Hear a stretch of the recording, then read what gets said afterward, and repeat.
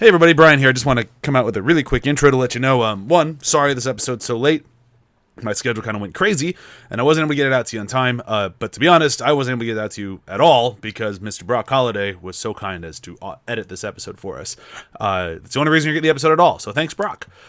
One other thing to note is about little ways into the episode, 10-15 minutes or so, my audio is going to kind of shit the bed a little bit. We had to change locations mid-recording due to connection problems. We did our best to make that as smooth a transition for you as possible, but it's going to be kind of noticeable. I apologize for that, but even with that, it's a great episode, and I really had a blast talking Fast 9 with everybody. And I'm very excited to talk Fast X with you all next week. Yeah, that's it. Enjoy the show.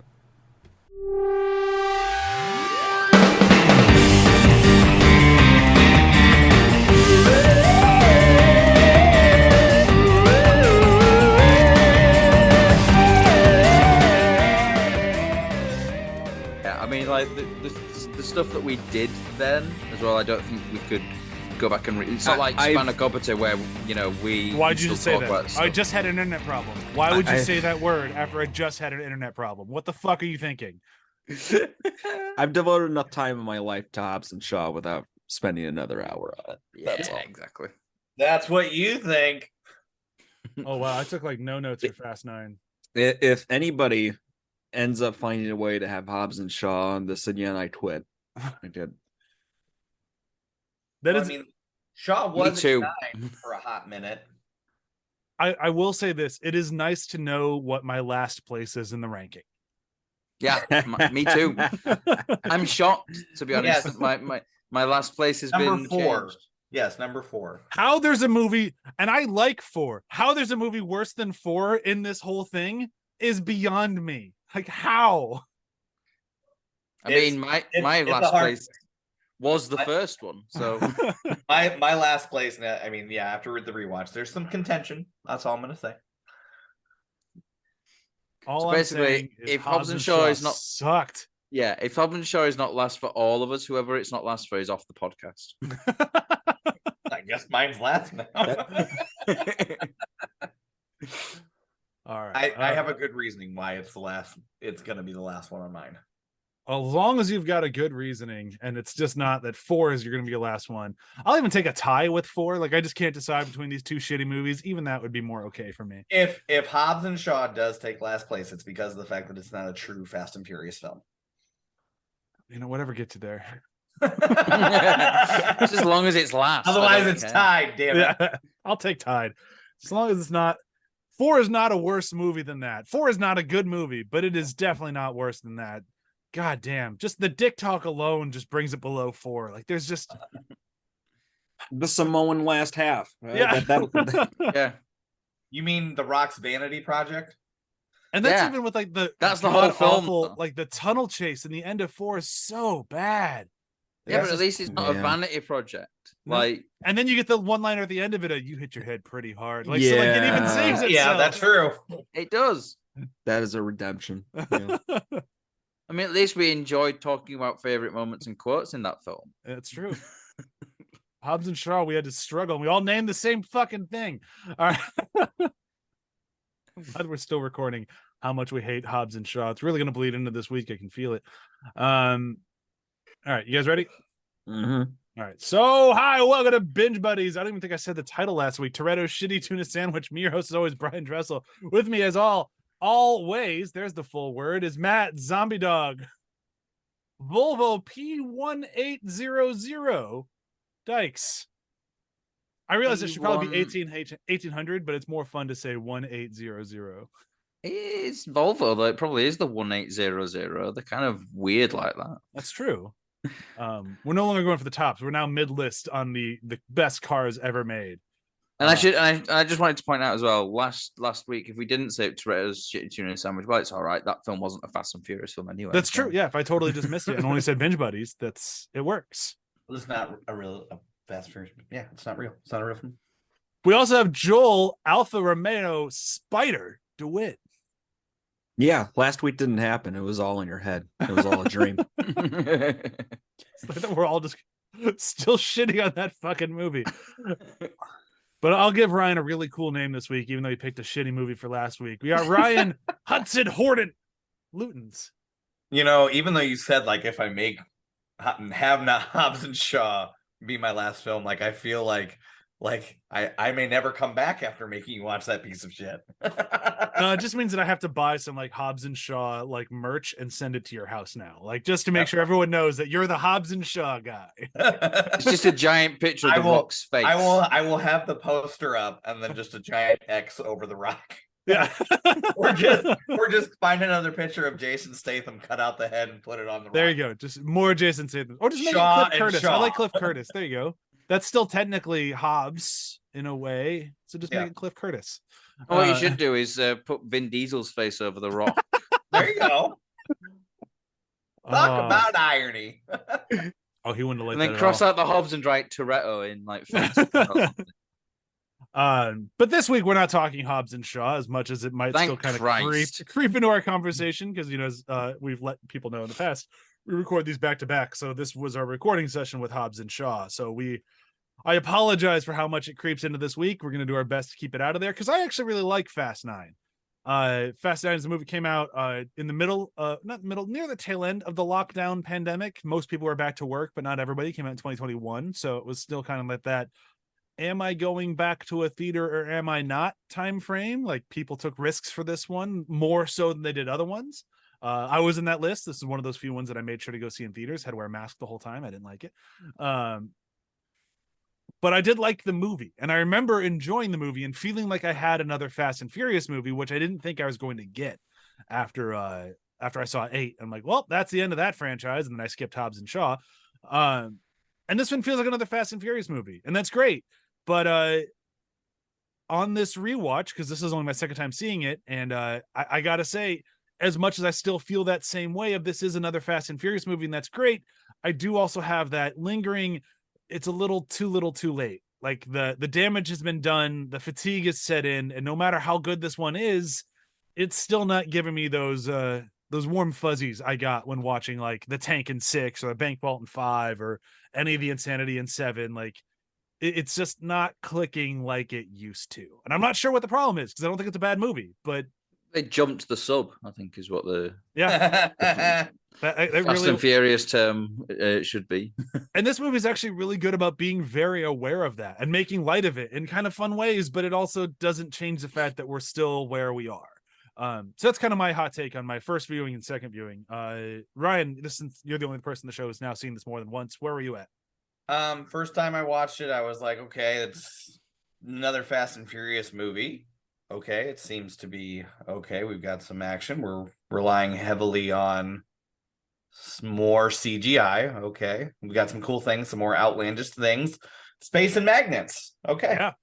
Second viewing, I'm like, Chris Morgan is not here. I feel this now, and they are definitely starting to. This is that moment in the football game where the person running with the ball is starting to bobble it. Yeah, it's happening. Yeah. All right, now for first-time viewers, what do you guys think? Go ahead, Matt. You go first, Joe. Go ahead. You guys are Not so a great polite. Not a great start. Where's our fired up people from last week? Yeah, I didn't mind it. It was okay. Like, Peacemaker was good-ish in this. Yeah, I don't. Just call him Peacemaker. Yeah, yeah, it's Peacemaker. I didn't have an issue with the space stuff. Like, kind of like, they set that up quite well, and it seemed like they earned that sort of ending. What I did have a problem with was them using that rickety the rope from that rickety bridge, and like that somehow managed to hold the weight of a car and all. And I don't know. It was enjoyable. I enjoyed it a lot more than Hobbs and Shaw, but that's like saying, I much prefer getting kicked in the shin as to being shot in the face. It was an okay movie. That there aren't really any deep lows for me in this. Good moments, but it never elevates beyond that. And I think it goes back to the problem of I didn't quite have as much fun watching this movie. There's a lot more fun in the older movies. I understand that they do sort of hopping different subgenres of action here, and they do it again in this one, and it works okay. I think part of the problem is that they break up Tej and Roman from the rest of the group too long with that space stuff. And I think it's one of the issues where it's like, this is an ensemble cast. They should be more often than not together in some sense, or they should be brief interstitials. And in this one, it felt like a lot of the movie had them separated from each other. And that's actually a problem. It started, I think, when Paul Walker passed away. Like when he passed away, like the group dynamic never really worked the same way in any of the later movies. So that's 8, 9, and 10. They kind of had that same issue. We'll realize 10 when we get to next week. But that whole like split up the group, put Roman and Tej with different people, like that continues next week as well. And it's a problem here, it's a problem there. Because it basically turns these movies that used to be these really fun ensemble, crazy action films into, there's a Vin Diesel movie and then the crazy Fast and Furious movie that we used to have, but having them as one thing is what made them good.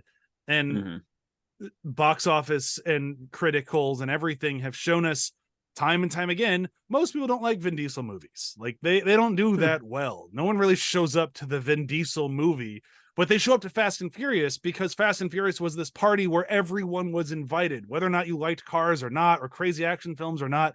There was something for everyone in these movies.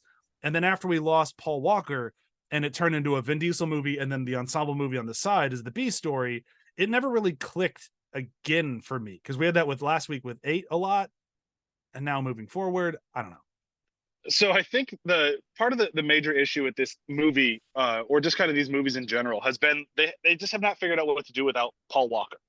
Like not having Paul Walker in these things, like it gets frustrating to a point because we lose that family aspect. And once we lost that family aspect, you kind of get this weird Vin Diesel movie, and then you get a weird Tej and Company, or Roman and Company more so, movie. And it's like not having them as one movie really kind of detracts from the overall experience, and it's kind of frustrating because like I really enjoy them as a family.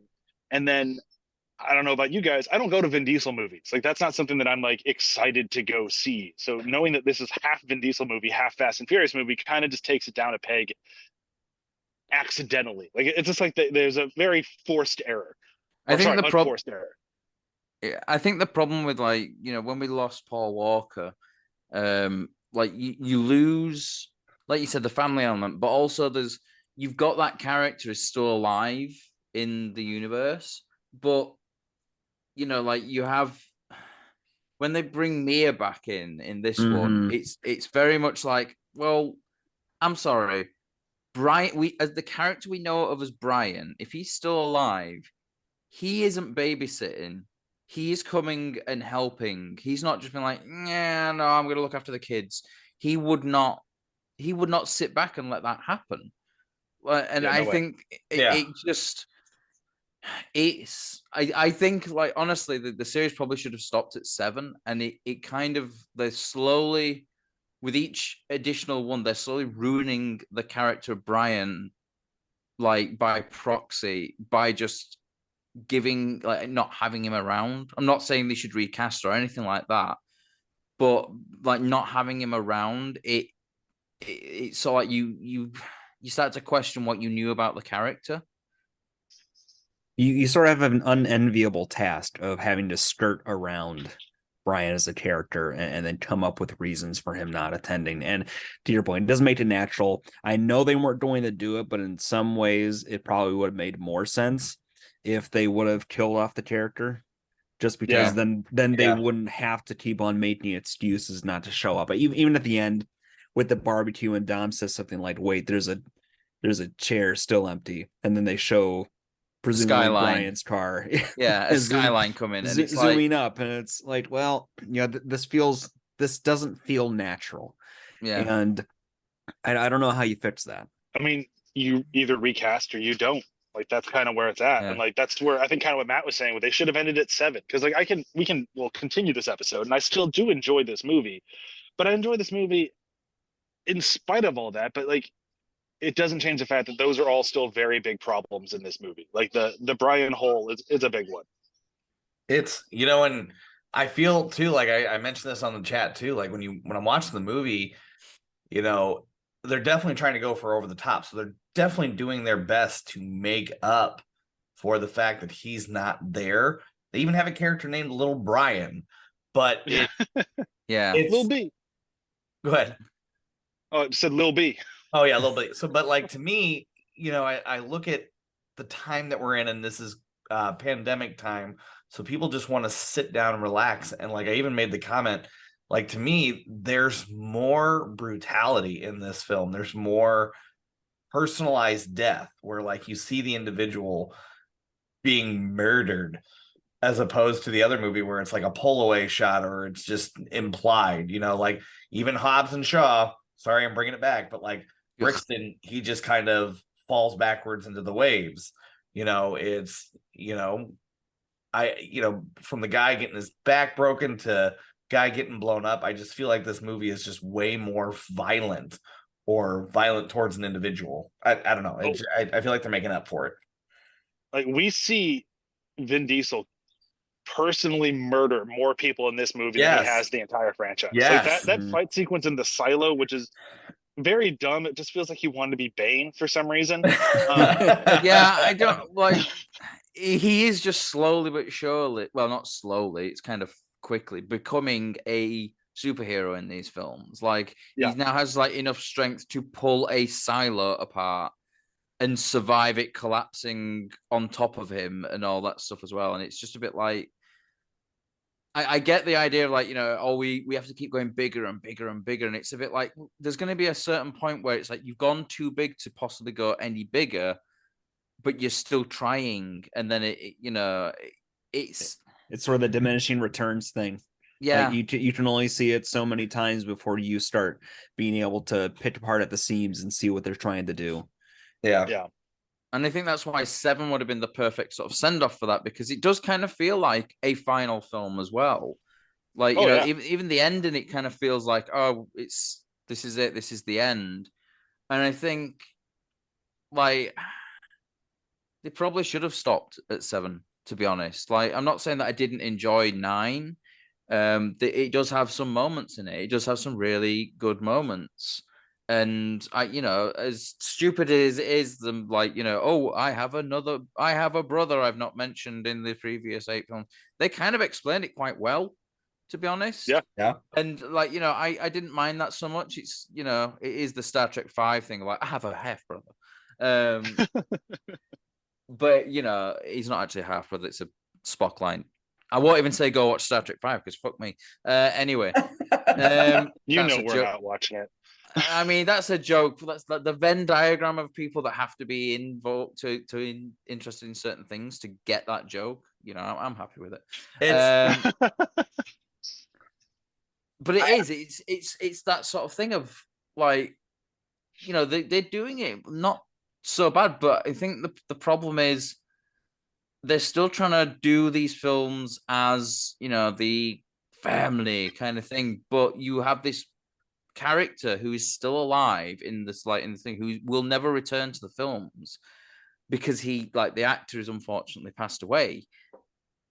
So the whole idea of like keeping the family element of it and keeping them around, it's like you're always going into this. When they start mentioning the character as well, you're like, well, why isn't he here? Like, you know, like, don't mention the character, because it's basically, I don't know, maybe Vin Diesel just needs some therapy and he's not got over the death of Paul Walker, and this is his weird way of getting therapy for that. But you know, it's like pointing out all the times, oh, where's Brian? Oh, what's he going? That he would be there. Like, we know the character, he would be there. But like, as much as I agree with you, because I don't think you're wrong, and like everyone knows you're not wrong. Like, that's kind of the problem, is that everyone who watches these movies goes, this doesn't work. But I do think they did a good job bringing Mia back, like the way they brought her back by making it be like their long lost brother who'd been like ostracized from the family. I do think that works. I think Mia is as useless to these movies as she's always been, unfortunately. But the way they got her back in the family, I think works. She makes a mean tuna fish sandwich, man. As the name of this show dictates, no, she does not. Sorry, She I had makes to bring a it back. shitty. No, here's what this is my overall thought. When I made the analogy of someone bobbling the ball, they're really scraping the bottom of the barrel. They really are. Okay, how can we make this relevant with family? All right, let's say Dom and Mia have a long lost brother. Okay, so we have, which, if Dom is the older brother, he takes great confidence in the younger brother, especially in a pit crew. You've got the younger brother working on the vehicle. Either way, you've also got, all right, we have a void with Paul Walker. Let's bring back Han. Okay, and let's still be relevant and have gratuitous celebrity rapper cameos. Hello, Cardi B, in a terrible fucking role. I digress. I have a note. Sorry, I have a note. I need it since you brought it up. I have to bring it up. Okay. I'm going to read my note. Let me just read it because I think that's probably the best way to experience this is going to be good. No, it's a really short one. It's not that bad. In all 9 movies, this random Cardi B drop-in is the most unbelievable thing to happen. We've had so many music industry cameos. This is the scraping of the bottom of the barrel. And when she's having the conversation in the back of the SWAT van or whatever the hell, that's just when my brain started to go, okay, this is starting to get ridiculous. I don't even have a problem that it's Cardi B. I have no problem with Cardi B being. I have no problem with that. Who cares if she can't act? There's tons of people in these movies who can't act. That doesn't. Yeah. But she can't act to a whole new level. It's like still fine with that. No, but she makes Ronda Rousey look like Meryl Streep. You're not even wrong. I don't even disagree with you. What I'm saying is that the problem I have with this is that it's the biggest stretch to just force her into the movie. Like they just give her like this, like, good to see you, Dom. Who the fuck are you? Like, why are you even here? Like, what is she even to this movie? She never comes back. They never talk about how they knew her. She's the most randomly shoved in cameo they have in this franchise. But who is like she? The lady, we just saw much like the lady in Moscow in the last movie. Don't explain who she is, just that she's an asset. Yeah, but it doesn't make any sense. Cardi B being in this makes zero sense. Okay, is Cardi B playing Cardi B? I have to. I think so. Say something. I have to say something. That's even worse. Like she's even worse of an actor. She's playing herself, and she can't even do a good job. I'm joking. I actually don't think she's playing Cardi B. Okay, I don't have we don't know what her name is. Like literally, like she's just like, hey, good to see you, Dom. There's no name recognition of anything. Like, you could have thrown any name in there that was like a throwaway line in like a previous film of like, just any woman's name and just have her be that character. I just have her be the Devon Aoki character from Too Fast, Too Furious. Yes, sure. Why you not? look different now. I don't, and this is where I've kind of landed on this after watching this. This movie doesn't have a plot. This movie has it has an idea, and it has an idea, and it's a very weak idea. Here's this device, this Project Ares, and go. Yeah, and this is the problem. This is the problem. What I was saying, like, I can't remember if it was this week or last week. But this is the problem with when you're going bigger and bigger and bigger. What else is getting bigger? The stunts and the set pieces, they're getting bigger and bigger and bigger. But also these MacGuffin devices, what they can do is getting bigger and bigger. Like you start off with God's Eye, which can basically track anybody. Any camera in the world to track anyone down. That's already a really powerful thing. So where do you go from that? Oh, well, then you get this other device which can control nukes and shit like that. And it's like, okay, so where do you go from that? Oh, well, you've got this device here that anything that has a microchip in it, it can weaponize. It's like, well, fucking hell, what are they going to go with next? This device here could fly the planet. Like, literally, it's like this steering wheel you plug in and you can drive the planet around. I mean, well, if it makes you feel any better, 10, there's no MacGuffin. 10 is just Dom bad. I'm going to kill Dom. Like, that's 10. Yeah. That's the whole plot to 10. I'm sorry, I just ruined the whole movie to you. That sounds like Jason Momoa. Yeah, it might be. Good impersonation. I didn't scream any woos. And But no, like, I don't think either way. is I Dom, think- oh God, Dom Vin Diesel. Thank you. Has Vin Diesel had like some sort of stroke or something? Because I can't understand anything he's saying in this film. He's just mumbling the whole way through. He's just like, Well, family. he does shout a line or two. Those are you can understand, but it's just those like 1 or 2 lines. But yeah, no. Otherwise, we've reached peak mumbledom. Yeah. Yeah. It's like Ozzy Osbourne. Yep. And they used to have that reality TV show and everything was just and then Sharon. Yeah. Yeah. Sharon. It's gotta be important. He yelled for Sharon. But here, let's bring this into something that I actually do like. I like that Justin Lin finally got to bring back the cast from Tokyo Drift, like, and more so than just like a cameo. Like, they actually matter to this movie, and it's nice seeing them again. Yeah, they were. Oh, Bow Wow looks really uncomfortable. Well, Bow Wow Like- looks uncomfortable, and Sean Boswell or whatever is it Sean? Is that's the character name? Sean's a sounds right, character yeah. name. Yeah, Sean Boswell looks like he needs to be 50. on a Rogaine commercial. The receding hairline on a guy that's supposed to be like below 30 is real. Yeah, he looks 50. He looks 50. He does. He looks And- like he's seen a few sleepless nights. As someone in this esteemed club you're talking about, believe it or not, receding hairlines can happen earlier than middle age. That's Patrick no Stewart offense, lost Joel. all No of his offense, hair. Joel. Patrick Stewart lost all of his hair at 19 But years old. Joel is not trying to play someone that is 25 or even No. younger. So there's Yeah, No, I know what I am. Joel also doesn't look like he's been on a 48-hour bender with strippers and coke. Just saying. yeah. No, I'm not saying the characters look great. I'm saying that it's nice seeing them again, and I do like they're just kind of like, fuck it, they're rocket scientists now. Weren't they like underground like Street bullshit racers. kids? Yeah, like Right. Okay, fine, rocket scientists. Why yeah, not? that's literally isn't that like the normal leap from like, you become a street racer Peddling shoes. and then you get a contract with Yeah, NASA. it's a 1-2 punch. Yeah. You just That's how we got to the moon, right? Peddling shoes. Let's put a car in space. Let's do it.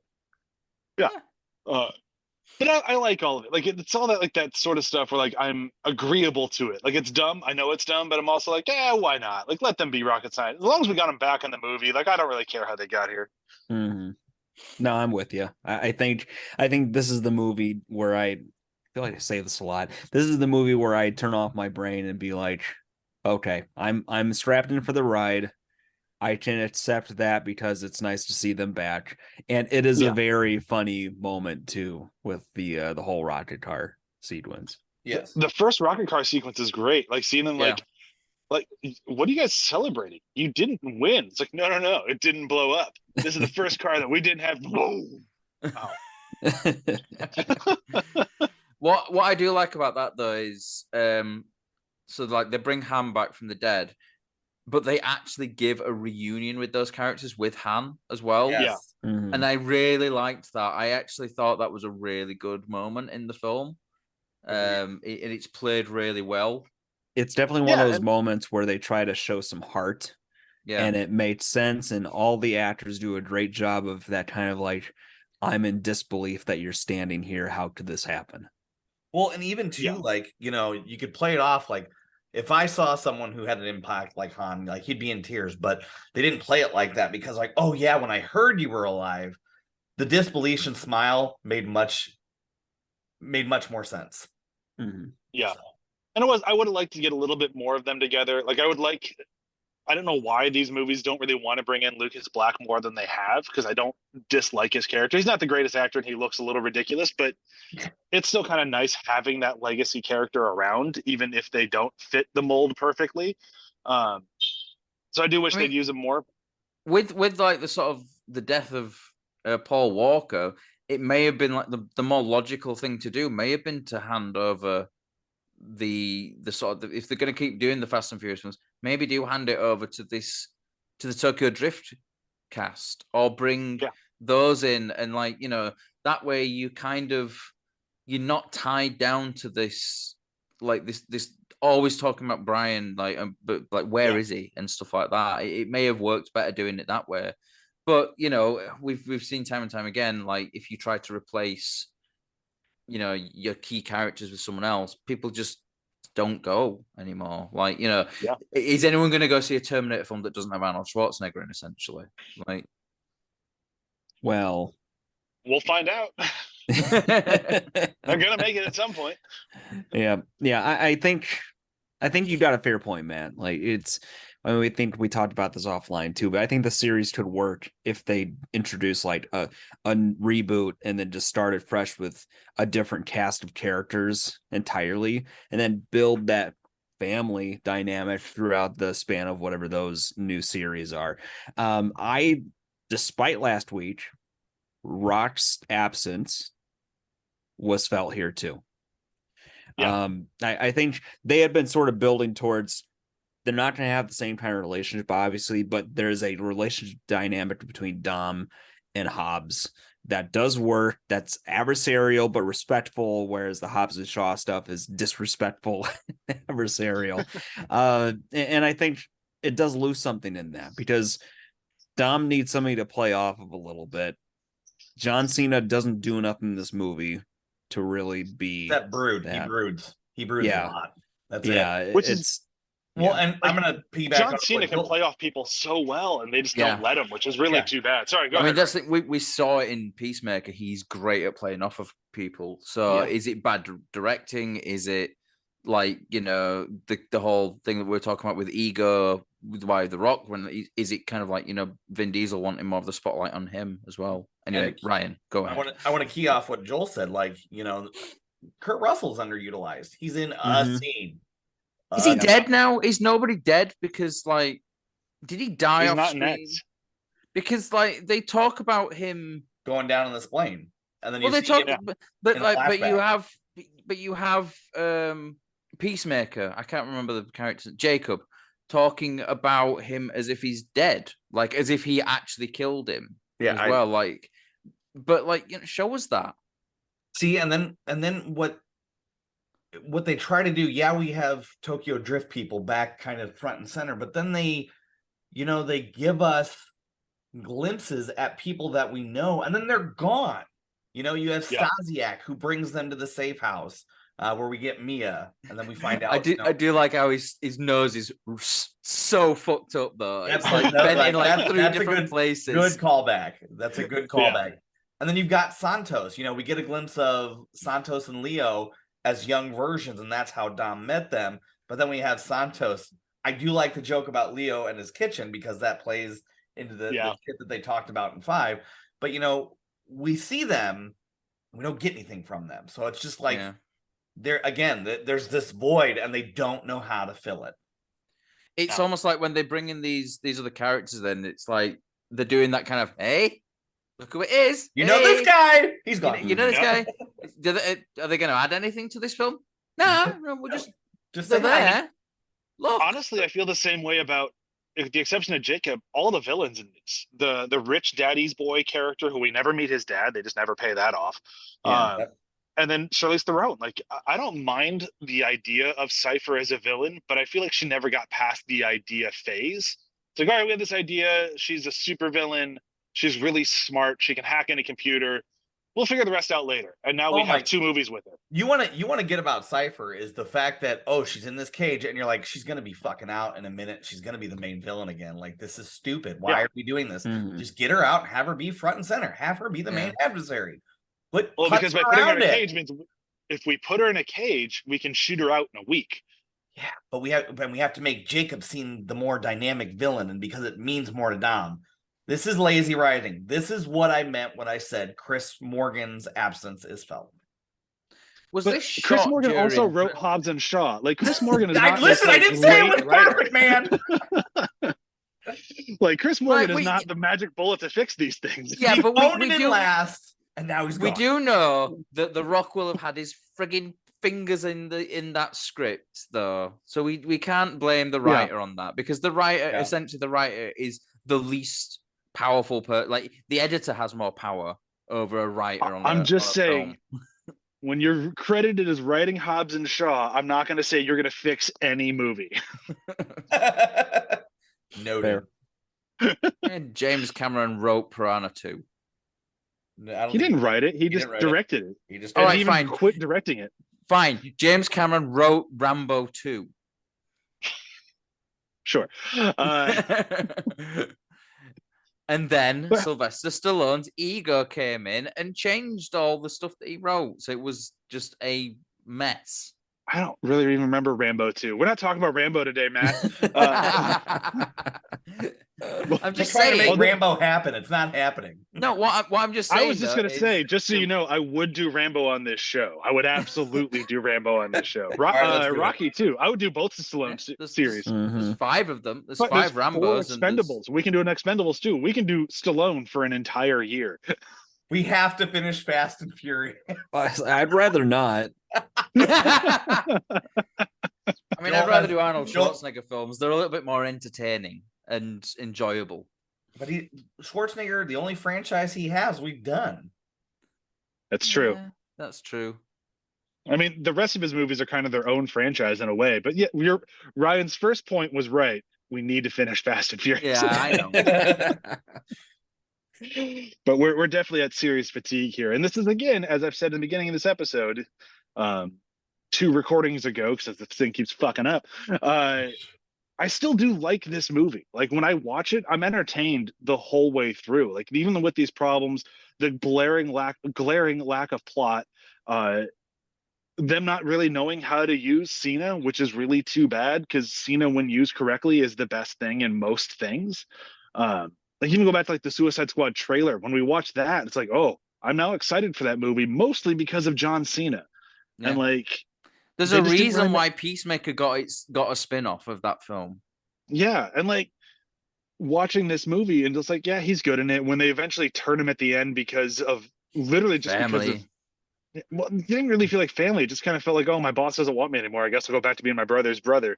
Like, it's very weak writing. It doesn't make sense. Ryan is right. It's lazy, but I'll still watch this movie before I watch fucking ever Hobbs and Shaw or Fast 8. Like, I still Anybody enjoyed. Well, I still enjoy like the action sequences. I still enjoy Tyrese in this movie. I think Tyrese is great in this movie. The opening action sequence he has, where he has like they're chasing him. He's like, "You don't know who I am? Oh shit!" And like he keeps getting more and more afraid and running away. Then he picks up the gun and blasts all the dudes. And he's like, "The fuck just happened?" And that whole like realization of he's invincible. I love all of that. All of that is fun. Yeah. Uh-huh. That I whole did like sequence- that. It's kind of like to me that felt a bit like Justin Lin going, right, come on, this is Yeah. ridiculous now. That Like, because he clearly doesn't want to do these films anymore. He wants to do something else. that Yeah. And I think that was him sort of going, yeah, it's fucking stupid. It's ridiculous. showcasing Tej and Roman more really works, especially Yeah. during that sequence where they go retrieve Project Ares and they find out Jacob is behind everything. That would be a spin-off I would watch, by the way. That- Fast it and would, it Furious would. presents Tej and Roman. Yeah. You know, and just that they're sitting there and his car is wedged between 2 rocks and there's a convenient landmine right below. The car he gets out, but the car still blows up and it almost lands on him. And just that sequence, it just, I'm sorry, this is my favorite moment. Just when he can't even talk, he's just like, and he's pointing.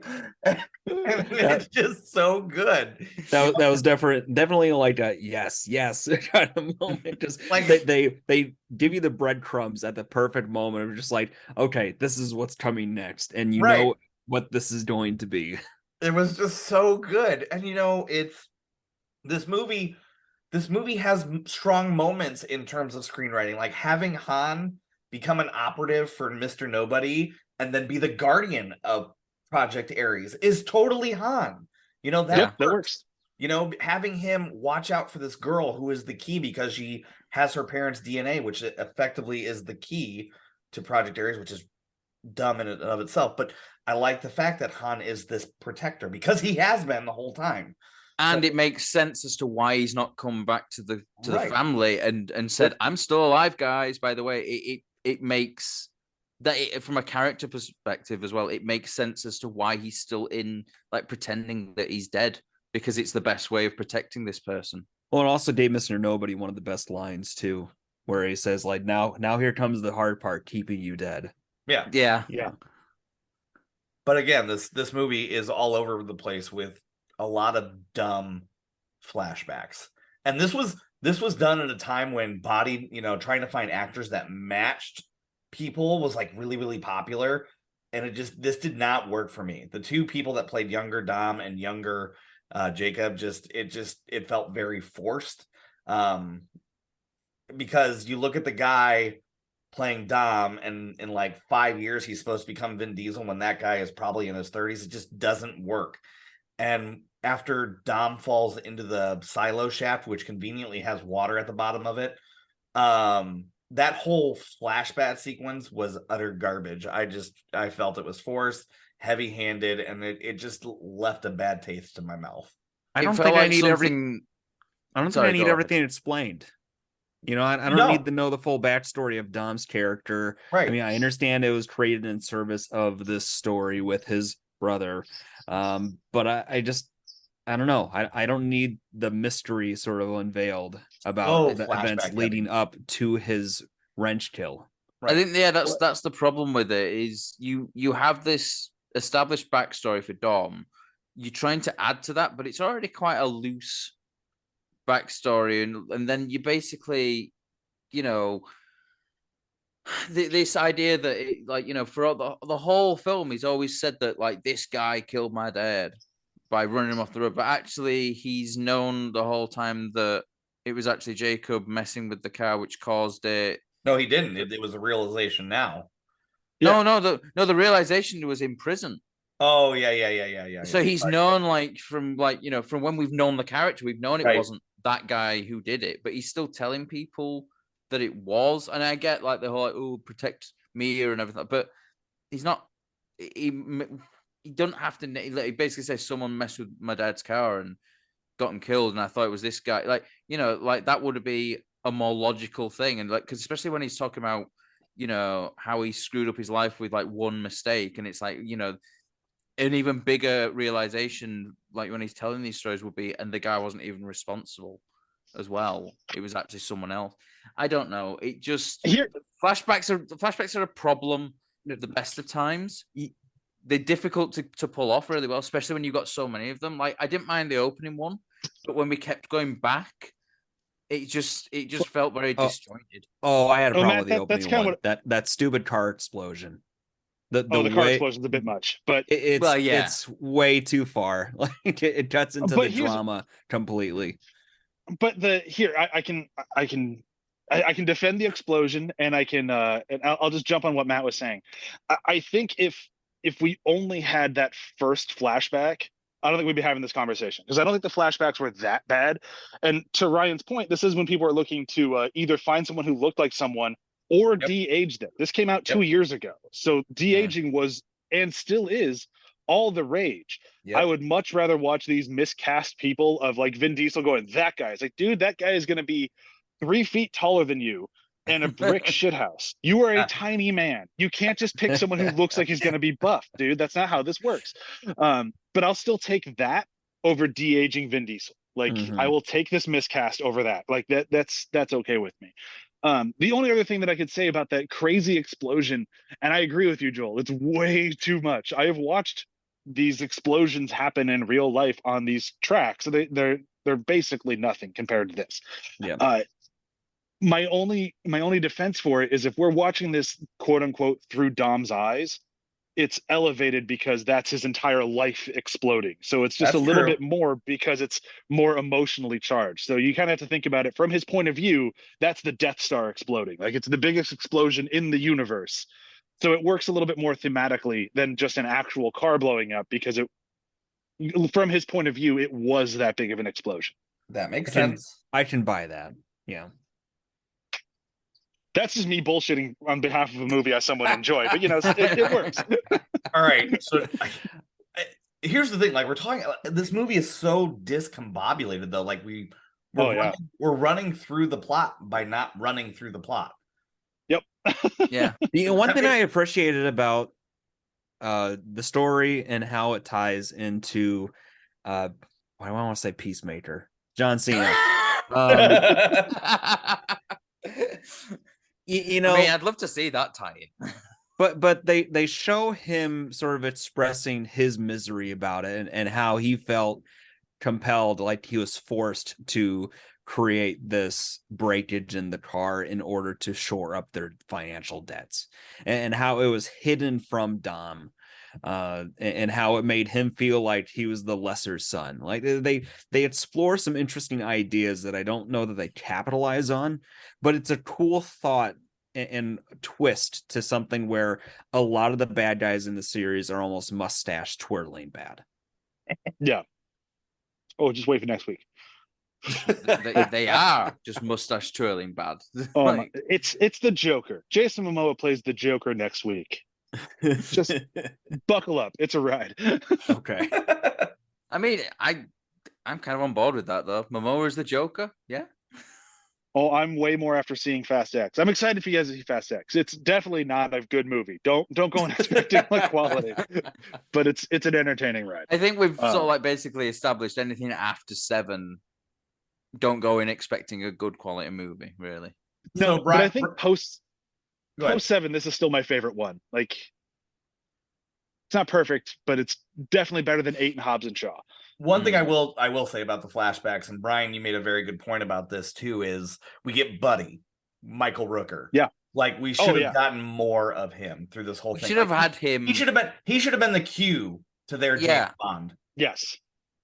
It makes you sort of think like, why didn't they bring him in sooner? Like Michael Rooker is an amazing actor, but he's so good in these like small roles as well. Like he leaves an impression. He's in this film of all of what, 5 minutes, If that, yeah. and he does leave an impression of like, oh, this is like, you get straight away that how important this guy was to Dom growing up.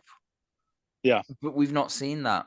And again, they're going like, for a series that, like we say, does show not tell. It's leaning more towards telling us. You know, it's telling us that this person's important. It's not really showing that. Yeah. This is really too bad because like I still think if you'd only had that first flashback, it would have worked better. Because like just that hearing Michael Rooker's voice, like his voice is so distinct. As soon as you heard him, like, oh, that's Rooker. Yeah. Yeah. And like he's holding back Dom, and it's like, oh wow, Rooker's in the opening of this thing. I don't even see his face, but I know it's him. Yeah. I don't know. So what haven't we Magnets. talked about in this thing? Magnets. Yeah, I mean, Let's talk Magnets. I do want to like bring one point up. UK police sirens don't sound like they do in this car. That's all right, like sort of. Let's talk that Magnets. works. That's That's we're in like London. We're in France, London for the first time the magnets are used. That's that's what or broke German Matt from, police. It annoyed me a little bit, to be honest. It did, because it was like, oh, they just think that all European police cars sounds, because it's the French and like the German police cars have that kind of more whiny one. Ours are like UK police sirens. They're basically copying the American ones, so they do sound more like American ones. And I don't know. It annoyed me a little bit. So I was like, wait a minute, we're supposed to be in London. That's not a UK police car. Yeah, I guarantee that was a producer note. Can you make them sound more European? Like I guarantee it. Yeah, I can pretty much see that written down on a piece of paper somewhere. Yep. Police sirens, more European. Yep. Magnets though, I really like the magnets in this. Like the magnets, like all the magnets and space stuff, the two things that really shouldn't work in this movie, they both work for me just fine. I could have done with a cameo from Aaron Paul screaming "Magnets, bitch." That would have been great. Maybe I didn't ICP. need it in the movie. Yeah, Mr. Would have been a nice Toretto. additive. Yeah. The first time we get the magnets, I thought it was really, really cool. You know, you've got the two boys, Tej and Roman, trying to look for it. And his necklace goes to the truck. And he goes, you know, silver isn't magnetized, right? Yeah. So I thought that was really cool. The fight in the back of the truck while Ramsey's driving was really cool. And then, of course, when they find Ramsey driving the truck was great as well. Yes, that was actually great. Yeah. I can't drive, and like, you know, it's almost cute the way that she's like driving the things, like, you know, smashing things and all. I love that whole sequence, because when she accidentally turns the magnets on when shifting gears as well. Yep. Yeah. But like the way they capture Jacob, like they literally rip him through buildings into the side of the truck. I thought that was perfect, and it's more believable too, and it's the perfect setup for the final when they're in space. Yeah. They're using the magnets to kind of get stuff around. I thought that was a perfect bridge. Like, if there's anything in this movie, the way they introduced the magnets for the ending was perfect. Yeah. And then the entire last like action sequence with the magnets, like all of it just kind of worked. Like it was just kind of dumb fun, but it was like Yeah. that level of dumb fun that I expect from Fast and Furious. Of like, you give me enough to give you some sort of logic, how we mentioned last week. It's like, all right, I'm there, I got it. Let's do it. Let's have some fun. Let's throw cars everywhere. The series has done enough. Like, here's a car with some cool new toys to play with in this field, where it works for me. Yeah, the ending chase scene is so cool. Like, the backer is the one who betrays. It's so formulaic. Thank you. Yeah.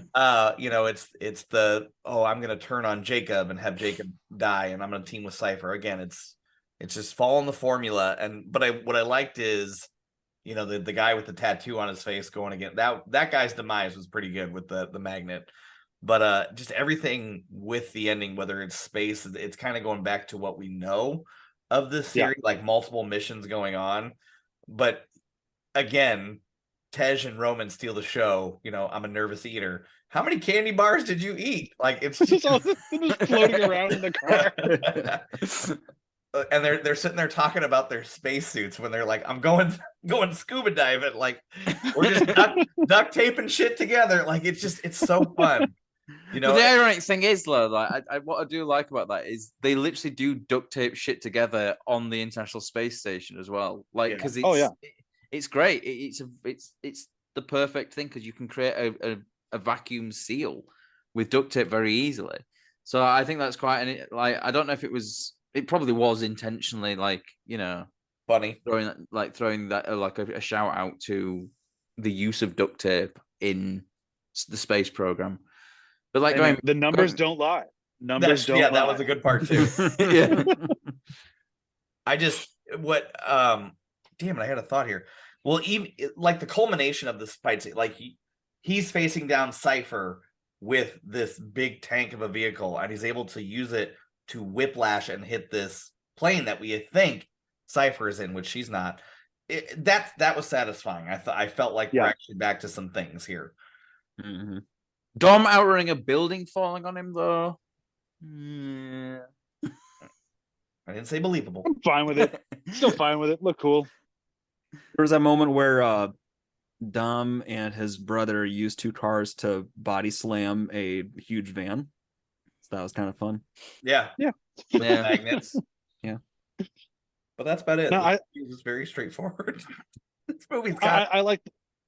It's I liked all that. Like it is kind of getting to the point where it feels a little bit pent by numbers, though. Yep. It's like, we need a big wait for next week. Again, just wait for next week. And I say this as somebody who likes both 9 and 10. I know what they are. I totally understand people being done with this franchise, but I can watch them for the things I enjoy. Whereas, like, going back, say, last week and the week before, I'm like, those things aren't enough in this movie. Whereas, say, 9 and 10, the movies are just at the right enough level where I can forgive them and enjoy the Fast and Furious sauce that goes on top. They're not great. They're not as good as the stuff that came before, but I'm mostly okay with it. Mostly okay with it. 10 pushes me a few. He's mostly okay. Mostly. But unless we've missed anything major, I think we should start moving into quotes and favorite moments. Yeah, I can't think of. Oh, the only thing I did think, like, they're going to space. My favorite thing of that is there's thousands of satellites orbiting Earth, and they just go, "It's that one there." They nailed it. Their numbers don't lie, Matt. All right, so for my favorite quote, I'll start my quote this week. It comes out of when we, of course, doesn't come from the Fast and Furious Tokyo Drift crew because I love them. And we had this moment where Dominic has told the guys to go get wheels from the Tokyo Drift crew. So they come up, they have the whole like rocket car explosion, all that sort of stuff.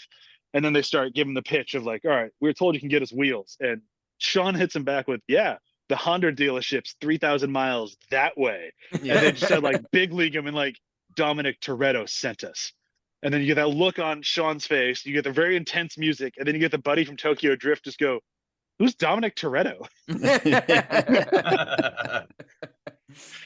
I loved that. I thought that was just absolutely fantastic. My favorite moment in the movie, it's a very trailer moment.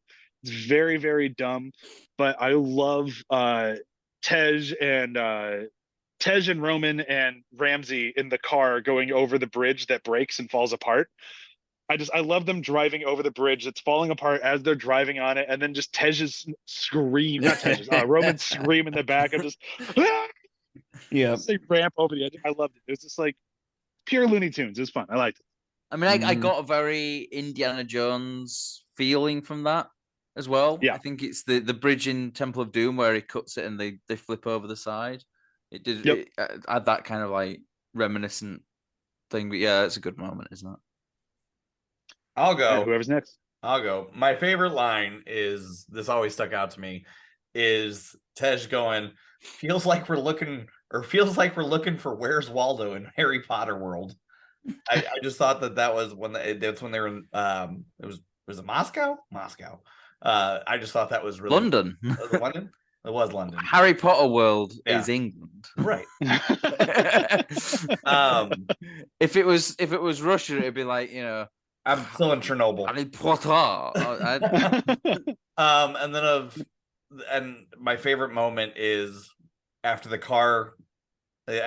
Roman's car is wedged in between the rock, it falls and gets launched, and it nearly misses him, and he has no words, just the mumbling and the acting by both him and Ludacris, by Tyrese. It's just I just love like that bit where Ted just like, how in the hell are you not dead? It's just so good. So that's my moment. That's my line. I'm done. So for me, the my favorite line in this was where it's actually with my favorite moment, actually, because my favorite moment is where Ramsey's driving the truck with the magnets and that fight in the back, and every time like Roman keeps trying to like grab like a gun, and he's like, aha, and then the magnet just like rips it out of his hand again. But the bit where Ramsey's like, she's driving around, she like there's a car pulls out into it, she smashes through, goes, hey, that was not my fault, and then she just like smashes through another car going from one side of the road to the other, and goes, okay, that one was my fault. So I'm glad they kept Ramsey. She's good. Yeah. They actually thought of something for her to do in this one a little bit more than the last one as well. That runs out in the next movie. I'm sorry, I keep spoiling 10 for you. Go ahead, Joel. I mean, clearly, the problem is for Ramsey is that it's even numbered. She has nothing to do in even numbered films. All right, so my favorite moment is during one of those during the last sequences where they're being chased by the giant black bus of doom, and they're using the magnets to pull things out of the buildings and like the cars that are parked to ram into them. So that was a fun, cool moment. For quotes, my favorite quote is a little long, so I'd like to request that we do a little bit of Binge Buddy theater. Oh boy! Hope oh my a little God. bit. I got I need a few volunteers here, so I pulled a link. Got it. If you see the text highlighted in black about halfway down this article, that is the section of the movie that I'd like some help. So who wants to be Roman and who wants to be Tej? Well, you should be Roman. No, he should be Roman. It's his fucking quote. Yeah, you be Roman, I'll be Tej. Fine. All right. Y'all ever thought about how many wild missions we've been on and we somehow always survive? Yeah, so far so good, I guess. It's just luck. No. See, you're not listening. Think about this. We've now been on insane missions around the world, doing what most would say is damn near impossible. And I ain't got one single star to show for it. I mean, look at my jacket. Those are bullet holes from 14 dudes trying to take my head clean off its shoulders. We've taken out cars, trains, tanks. I'm not even going to mention the submarine. And yet, we're still here. Exactly. Ramsey, what happens when you test a theory over and over again only to come to the same result? A hypothesis becomes fact, but you're not actually suggesting that. I don't know, but when the improbable happens again and again, that's more than luck. Maybe we're not so normal. That's what I'm saying. We are not normal. Okay. Just to clarify, are you two maybe suggesting that we are what? Invincible? Maybe. Maybe, or maybe you're just a dumbass. That's why I wanted to be Tez, just so I could call Joel a dumbass. I just love that organically Matt jumped in as the British character. Of course. British female. British female. Yeah. It's like having Matt in this podcast is finally paid off. Oh yeah. Thank you all for indulging me on that. Thank you for not picking your part with 4 roles. I would have had that if I could have been bothered to actually write it down, because it is a fantastic. But it doesn't work without the whole thing, right? Yeah, you need the whole and thing. that quote is perfect because it's plot armor. Like they know at this point they've gone through some ridiculous crap. So why not write it in? And that was perfect. Well done, Joel. Yeah, good pick. Good pick. Thank you. That's everybody, right? Or did Matt? No, I went. Okay. Matt doesn't need a second turn. Having so many people chime in on Joel's line really threw me out of whack, but I still think it was the right way to go. Mission accomplished. I mean, I do right. like the bit where Cypher basically does like a bit of a clap back at Jacob though, where she goes, Qasir Khan, and he's like, "What? Genghis Khan's little brother? Nobody's heard of him either." Yeah, I do like that good. where she's just good. Like properly like digging in a little bit. So that's moments like that. If you had more of them with Cypher, she'd be a much more rounded character. But as it stands, she's literally just, I'm the bad guy because I'm the bad guy. Yeah, she's really being underutilized. All right, this time I'm not going to say wait for next week, even though you probably still should. But I didn't say it this time. I was waiting for it. I mean, I just expect whatever, like whenever we say anything now about characters being underutilized, for you to just chime in with, wait till next week. Well, no, it was actually going to be the opposite with Cypher. They figure her out a little bit more in the next one. She's actually a little better in 10. Little, very little. But, we'll get there next week. Or probably, we're hoping next week. I guess I should be honest. Next week when we record, I have to record and edit the same day and then release on Monday. So there might be a break in between this episode and the next one, but I'm going to do the best I can. I know usually in the second to last episode, we say what movie's coming next or what franchise is coming next, but we haven't really decided. We're between two. And we're going to figure that out here soon. And we'll tell you when we record Fast X of what the next show in Binge Buddies will be. Beyond that, let's do a very quick round of plugs. This show, every the show at the HH Network, be sure to check out hhpod.com, including a show from Joel. Joel, what you got? Afterthoughts Book Club with Kelly. I guess we have to do Dune sometime, don't we? You did promise. You certainly do. You promised. We're Dune. You're gonna get all the way to Extra Life again without doing Dune, even though we paid. Dune Part 2 comes out in November or December. Sometime around there, yeah. Give me to the end of summer. That's my line of the sand commitment. We are Dune. If it gets to Extra Life again, I'm gonna be upset. I will not do that to you. That I can promise you. By the way, did you intentionally use the phrase "line in the sand" for Dune, or was that just a happy coincidence? He wouldn't know. He hasn't read the fucking thing. That is true. I mean, you can kind of guess though, like dune, sand dunes. I know there's something about spice. Yeah, the spice needs to flow, man. The spice must flow. Ryan, what are you plugging? You can catch me on the Front Row Network where I do full disclosures, which hopefully at this time you will be getting a full disclosure of me and Mission Impossible, Dead Reckoning Part 1. Going to see that here in a few. But you can also find me on the Front Row Flashbacks where we talk about movies from the 80s, 90s, and early 2000s and their relevance in today's society. Ryan, you need a guest for that Dead Reckoning. You give me a call. Will do. All right, Matt, you plugging anything? Afterthoughts is a book. you can plug Super GG Radio. About Dune at this time. That one. It's Afterthoughts is a book podcast that should be talking about Dune. Yeah, there we go. Perfect. Thank you, Ryan. You're welcome. That's my makeup for making you watch Hobbs and Shaw. Just Matt, though. I'm still trying to figure out Joel and Brian. Yeah, we're good now. Honestly, like I said, I've made us watch worse movies. It's just I get to give someone else shit for it this time, and it feels nice. Yeah, but the worst movies you made us watch were not that long. I can't argue with. I mean, I can do that. Should we watch Cats? No! Part of the franchise. I mean, No, no. I'd Sure, watch I like Cats. cats. Yeah, I like cats. Anyhow, Team think America that- World Police was trying to warn us. let's say Do you goodbye. not remember that? Oh, I do. I absolutely do. That's why I'm I moving thought the only past it. thing that So- warned us to do is to not use puppets to do a whole movie. but to definitely use puppets to do a whole sex scene. Anyhow, Yeah. let's move on. Let's say goodbye. We'll tune in next week when we talk about Fast X or Fast 10 or whatever the fuck you want to call it. God, the titles in these are so dumb. You mean F9 Saga didn't really do much for you? F9, Nope, the F9. Fast Saga. The Yeah, Fast sorry, Saga. excuse me. I left out a word or two. It's important with these titles. Yeah, no, they're all it dumb. really is. All right. All right. So thank you for listening. We'll next week was gonna be a lot of fun, and we'll tell you what we're doing next after we record next week's episode. So we do have the next binge buddies primed and ready to go. It's gonna be one of two. We just need to figure out which one it is. All right. So bye. Bye. Bye. Bye. Bye. Bye. Bye. Bye. Bye. Bye. Bye. Mine- Bye. Ryan, you got recording. You got to stop.